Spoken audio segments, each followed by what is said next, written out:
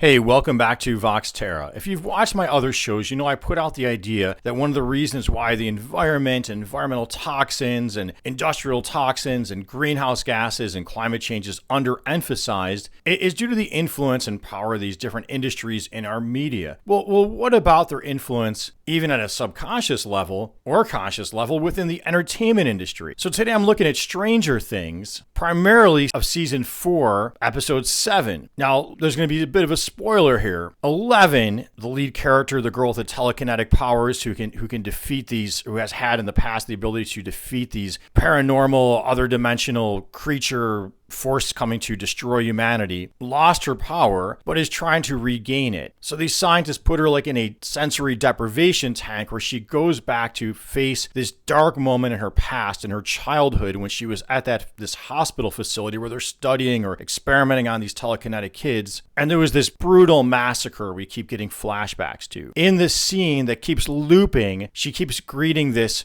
hospital orderly, and it's portrayed as kind of something creepy about it. And he keeps saying to her, "Hey, sleepyhead," which his whole "hey, sleepyhead" makes us a little more suspicious of him for some reason. Someone's a sleepyhead this morning.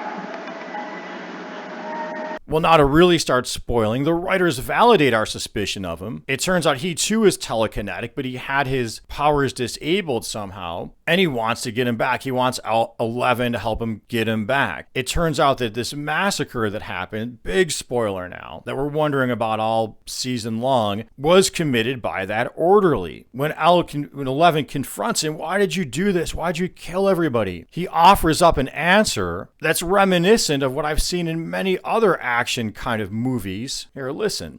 But the human world was disrupting this harmony. You see, humans are a unique type of pest, multiplying and poisoning our world, all while enforcing a structure of their own, a deeply unnatural structure. So what message does that send? That the bad guy is actually doing this to protect the environment? And that's a theme I have seen in many other movies. The villain, when they're outed, is doing it to protect the earth. Well, before I get into what message that sends and what interests are defended subconsciously by that I want to point out is not how the environmental organizations, any of the ones that I have donated to or volunteered for, this anti-human thing is nothing any of them campaign on or any of their legislative agendas that I've seen. For the most part, it's things that protect people, keeping toxins out of our water, keeping toxins out of our air, keeping particulate matter out of our air. So that means limiting fossil fuels for our lungs as well as for our climate, scaling back on all these disposable products. I worked on campaigns when I was younger to bring recycling and that kind of thing, and we were hoping to have, some kind of requirement that for restaurants, for in-house service, you'd have to give washable utensils, washable plates, not everything disposable. Well, all this disposable stuff is hurting us too, not just non-human animals. But notice when you watch these kind of shows, these dramas, this is a common theme. There's some nefarious plot to destroy humanity. It's coming from space aliens or elsewhere, some other dimension. And when they do work with traitorous humans, that theme often comes up. Those traitorous humans are trying to protect the environment. But why doesn't the theme come up? Those traitorous humans are actually the ones in industry, maybe the fossil fuel industry, and they're working with these aliens or demons or whatever to superheat our planet so that humans become defenseless, our civilization collapses, and we are easy pickings. Weak, sickly, industrial, poisoned creatures. Why isn't that the plot? Because that almost is a more plausible plot. So all these action movies and that focus on these paranormal forces now, that resonates then in real life, these conspiracies.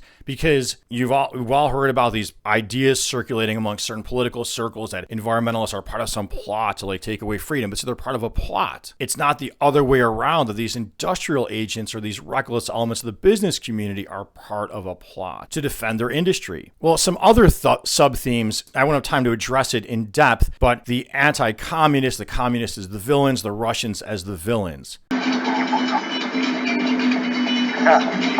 I gotta hand it to you, commies.